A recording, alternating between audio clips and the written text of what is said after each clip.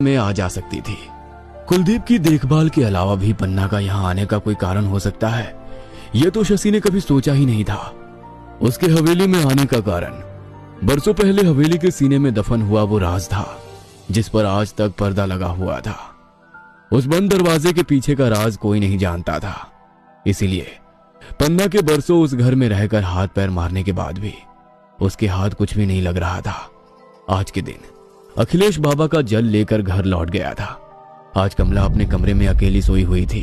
उसके कमरे को बाहर से कुंडी लगाकर उस पर एक मोटी लोहे की चेन भी लपेटी गई थी, ताकि किसी भी हाल में वो अपने कमरे से बाहर ना आ पाए। सभी अपने अपने कमरे में चैन से सो रहे थे।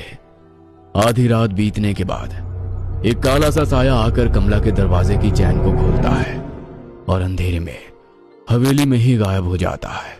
कुछ देर बाद हवेली कमला की चीखों से गूंज रही थी। जैसे ही चीख पुकार की आवाज सुनाई देती है, अखिलेश, शशि और कुलदीप दौड़ते हुए ऊपर कमला के कमरे में पहुंचते हैं तो पाते हैं कि उसके दरवाजे पर लगी हुई लोहे की चेन और कुंडा सब कुछ खुलकर एक तरफ लटका है और कमरे के दरवाजे चौपट खड़े पड़े हैं। दौड़ते हुए वे लोग कमरे के अंदर पहुंचते हैं तो देखते हैं कि कमला अपने कमरे से गायब हो गई है। बाबूजी, ये कमला कहाँ चली गई और इतनी मोटी चेन अपने आप आखिर खुल कैसे गई? कुछ समझ नहीं आता।